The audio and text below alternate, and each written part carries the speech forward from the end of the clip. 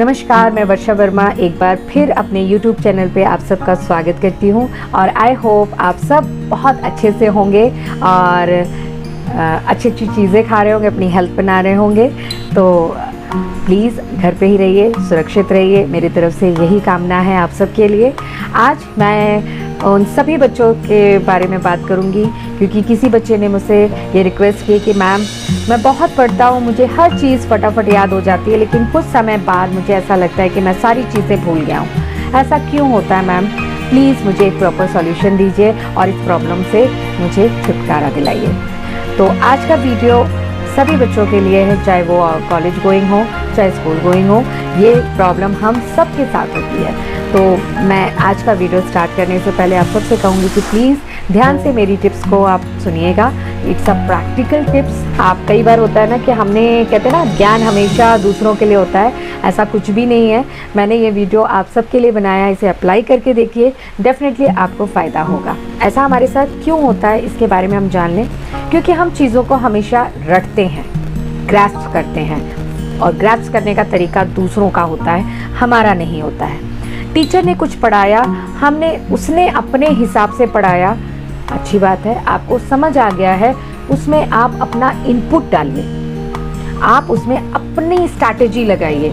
यानी टीचर्स ने समझा दिया, अच्छी बात है, वो उनका वे था। हम जब किसी के दूसरे वे को कॉपी करते हैं वहाँ पे हमें प्रॉब्लम आती है, क्योंकि कॉपी करना आसान है, उसे बहुत लंबे समय तक रखना बहुत मुश्किल। लेकिन अगर वो स्टाइल में आप अपना स्टाइल मिक्स कर लें तो आपके लिए ये बहुत इजी हो जाएगा याद करने के लिए। यानी दूसरे की स्ट्रैटेजी को आप सुनिए, समझिए, लेकिन उसमें अपना इन्वेंशन कीजिए, अपनी स्ट्रैटेजी उसमें यानी अपना इनपुट डालिए, अपनी एक स्ट्रैटेजी बनाइए। उससे क्या होगा, जब आपका इनपुट रहेगा, आपका इंटरेस्ट रहेगा, उसमें आपके क्रिएटिव माइंड के द्वारा दी हुई टिप्स होंगी तो वो लॉन्ग टर्म तक आपके साथ रहेंगी। हम क्या करते हैं, टीचर्स ने सिखाया, हमने वो चीज़ समझ ली और उसको हम क्या करना स्टार्ट करते हैं, रटना, क्रैम करते हैं, रटते हैं। ये कोई पॉलिसी है? ये क्यों है पॉलिसी? क्योंकि आपने ये चीज़ सोची है कि मुझे टीचर के अकॉर्डिंग पढ़ना है, मुझे टीचर के हिसाब से आंसर देना है, दैट्स वाई तभी मुझे पूरे नंबर मिलेंगे। ये सोच गलत है। आप चीज़ों को समझिए, उसे अपने हिसाब से ढालिए, है ना, अपने हिसाब से ढालिए और फिर उसे परसिए, यानी उसे फिर प्रेजेंट कीजिए। उसमें जो कमी रह जाएगी, आपका टीचर आपको बार बार उस चीज़ में करेक्शन करेगा और जब वो करेक्शन करेगा तो ऑटोमेटिक आपके अंदर वो चीज़ निखरती चली जाएगी। यानी आप कुछ गलत नहीं कर रहे हो, आप अपने अंदर एक टेक्निक डेवलप कर रहे हो, एक इन्वेंशन कर रहे हो जिसमें आपका खुद का इनपुट है। नंबर 1, यानी जो चीज़ हम रटते हैं वो लॉन्ग टाइम तक क्यों नहीं रहती? क्योंकि हम दूसरे की दी हुई चीज़ को एज इट इज़ रटने की कोशिश करते हैं। ये गलत है। उसे आप अपने अकॉर्डिंग डेवलप कीजिए, अपने अकॉर्डिंग उसे कन्वर्ट कीजिए। नंबर 1, अगर आप उसे अपने हिसाब से, यानी कहते हैं ना, हम हर सिचुएशन में अपने उस सिचुएशन के अकॉर्डिंग ढल जाते हैं या हम उस सिचुएशन को अपने अकॉर्डिंग बना लेते हैं। जैसे आप हॉस्टल में जाते हैं, आप कहीं घूमने जाते हैं, तो आप क्या करते हो, आपको वो चीज़ नहीं भी पसंद आ रही है लेकिन आप या तो उसके अकॉर्डिंग ढल जाते हो या उसको अपने अकॉर्डिंग कर लेते हो। ठीक। दूसरी मेथड है, चीज़ों को डिटेलिंग में पढ़ें। जब आप चीज़ों को डिटेलिंग में पढ़ेंगे तो आपको हर छोटी से छोटी और बारीक से बारीक चीज़ों का नॉलेज होगा। यानी बेसिक कॉन्सेप्ट क्लियर कीजिए। यहाँ पे रटने की आपको ज़रूरत पड़ेगी ही नहीं। जब आपके बेसिक कॉन्सेप्ट होंगे तो आप क्लियर होंगे तो आपको ऑटोमेटिक हर चीज़ का जवाब आपके पॉकेट में होगा। आप क्या करते हो, आप सिर्फ रट कर, यानी मुझे कोई चीज़ नहीं समझ आई तो मैं क्यों मेहनत करूं, क्यों अपना टाइम वेस्ट करूं? ये टाइम वेस्ट नहीं है। आपको लग रहा है ये टाइम वेस्ट है, ये टाइम वेस्ट नहीं है बेटा। ये अगर आप आज टाइम लगाओगे तो ये आपको परसों इफेक्ट देगी। लेकिन बच्चे क्या सोचते हैं कि यार बहुत टाइम लग रहा है, इससे अच्छा रट लो। रटना किसी भी चीज़ का सॉल्यूशन नहीं है। रटना आप ज़्यादा से ज़्यादा 1 दिन, 2 दिन, 10 दिन, 15 दिन, फिर मैं आपको कह रही हूँ 15 डेज़ या 10 डेज़ बाद या एक हफ्ते बाद आपको ऐसा लगेगा कि आप सब कुछ भूल गए, यानी हम आगे आगे बढ़ते जा रहे हैं और पीछे हमें सब कुछ हमारा रिमूव होता जा रहा है। ऐसी फीलिंग आपके अंदर होगी और निश्चित तौर पे ऐसी रहती है। तो प्लीज़ आप चैप्टर को बहुत डीपली रीड करें और बेसिक कॉन्सेप्ट को क्लियर करने की कोशिश करें। आप एक चीज़ और कर सकते हैं, आप अगर कोई फार्मूला याद कर रहे हैं या किसी चीज़ की थ्योरी याद कर रहे हैं तो आप उसे किसी चीज़ से, यानी अपनी पर्सनल कहते हैं ना मेमोरी जो आपके पास बहुत अच्छी या बहुत बुरी हो, या किसी चीज़ से आप उसको रिलेट कर लें।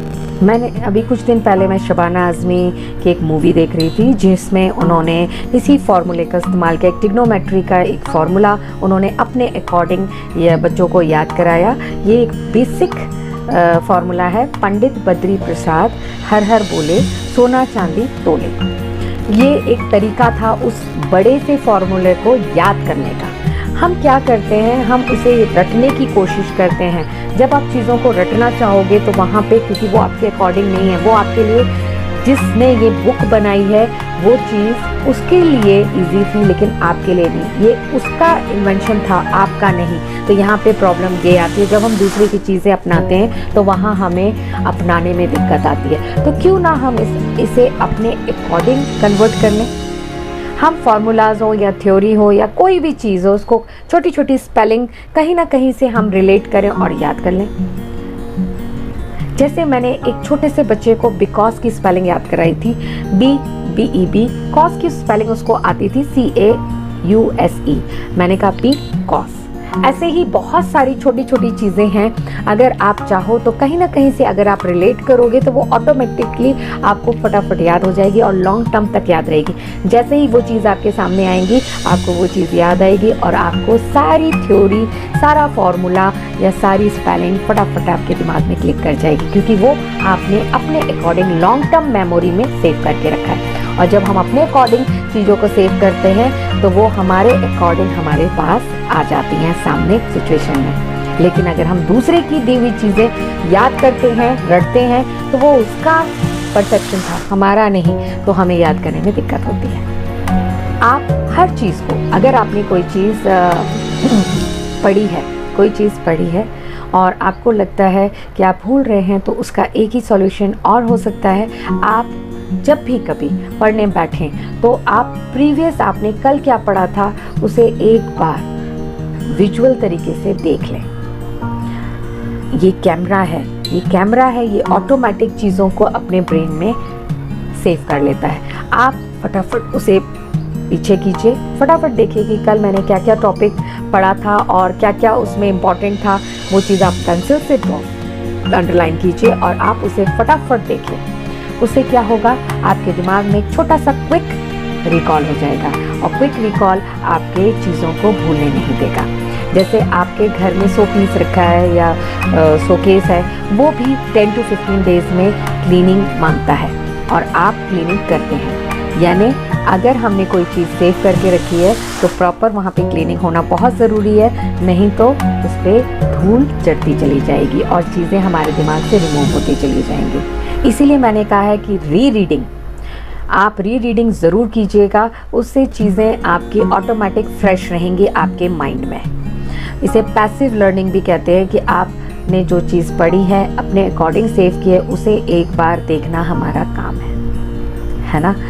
फ्लो चार्ट बनाएं या माइंड मैप बनाएं। आप अगर आपके पास कोई ऐसी चीज़ें हैं तो आप उसे फ्लो चार्ट के द्वारा, उसमें कौन कौन से कंटेंट इम्पॉर्टेंट है वो उस चीज़ का आप फ्लो चार्ट बना लें और उस फ्लो चार्ट को आप अपने बेडरूम में या अपनी डायरी में आप सेव करके रख लें या बेडरूम में पेस्ट कर लें। तो उससे क्या होगा, जब भी आप वहाँ से गुजरेंगे तो आपकी नज़र वहाँ पे जाएगी और वो कैमरे की तरह खिंच कर क्लिक करके आपके माइंड में सेव हो जाएगी। आप ऐसा भी कर सकते हैं या आप अपनी डायरी को एक बार पलट कर उसे रिवाइज भी कर सकते हैं। आप 10 साल के जितने भी पेपर हों, मॉक टेस्ट, प्रीवियस ईयर के जितने भी पेपर हों, उन्हें सॉल्व कीजिए। जब आप सॉल्व करेंगे तो आपको पता चलेगा कि जो चीज़ आपने पढ़ी है वो आपके माइंड में कितने % वाइज सेव हुई है। इससे आपका कॉन्फिडेंस अपने फील्ड में बढ़ेगा, ना कि घटेगा। आप वहाँ पे बहुत ज़्यादा कॉन्फिडेंट होंगे क्योंकि आपने मॉक पेपर और प्रीवियस ईयर के पेपर सॉल्व करके अपने आप को प्रूव किया है। आपको मालूम है कि आप किस फील्ड में आप ज़्यादा बेटर हैं और किस फील्ड में आपको ज़्यादा मेहनत की ज़रूरत है। यानी यहाँ पे आपको थर्ड पर्सन की ज़रूरत भी नहीं पड़ेगी जो आपको गाइड करेगा, आप ऑटोमेटिक अपने आप को गाइड कर पाएंगे।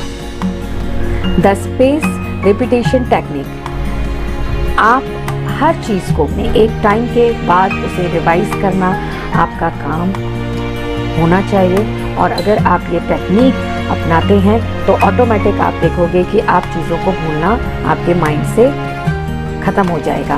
क्योंकि अक्सर बच्चों को लगता है कि हमारे दिमाग से हर चीज़ रिमूव हो गई है, और रिमूव होने का तरीका मैंने आपको बता दिया, वो क्यों होती है, किस लिए होती है। हम चीज़ों को जिस तरीके से ग्रैस्प करेंगे उसी तरीके से वो हमारे पास सेफ रहेंगी। अगर आपका ग्रैस्प करने का तरीका गलत है, दूसरे के तरीके को अगर आप अपना रहे हो, तो कहीं ना कहीं आपको प्रॉब्लम क्रिएट होगी। मैंने इसीलिए कहा कि आप अपने अकॉर्डिंग उसे कन्वर्ट करें, मोल्ड करें, उसके अकॉर्डिंग आप वर्क करोगे तो आप देखोगे कि आपके पास से ये प्रॉब्लम कब गायब हो गई आपको पता नहीं चलेगा। क्योंकि आपके पास एक नहीं, आपके पास 7, 8, 9 सब्जेक्ट्स हैं। आप किस किस के तरीके को ग्रैस्प करने की कोशिश करेंगे। इसीलिए आप अपने अकॉर्डिंग चीज़ों को मोल्ड कीजिए और अपने अकॉर्डिंग उस पर वर्क कीजिए, तो आप देखोगे कि आप के अंदर एक और क्वालिटी डेवलप हो गई है, और ये क्वालिटी आपको आपके गोल तक बहुत इजीली पहुंचा देगी। तो प्लीज़ आज का वीडियो अगर आपको अच्छा लगा हो तो प्लीज़ लाइक कीजिए, सब्सक्राइब कीजिए, बेल आइकॉन को प्रेस कीजिए, और प्लीज़ लाइक करना मत भूलिए। अक्सर आप मेरे वीडियोस को देखते हैं और उसे लाइक नहीं करते हैं। मेरी एक छोटी सी रिक्वेस्ट है, प्लीज़ लाइक कीजिए और कमेंट के द्वारा अपनी फीलिंग को शेयर कीजिए। और अगर आपकी ये प्रॉब्लम सॉल्व होती है तो प्लीज़ मुझे भी आप अपने कमेंट से बताइए कि ये प्रॉब्लम कितनी आपकी सॉल्व होती है। और मिलते हैं नए वीडियोस के साथ। Bye bye.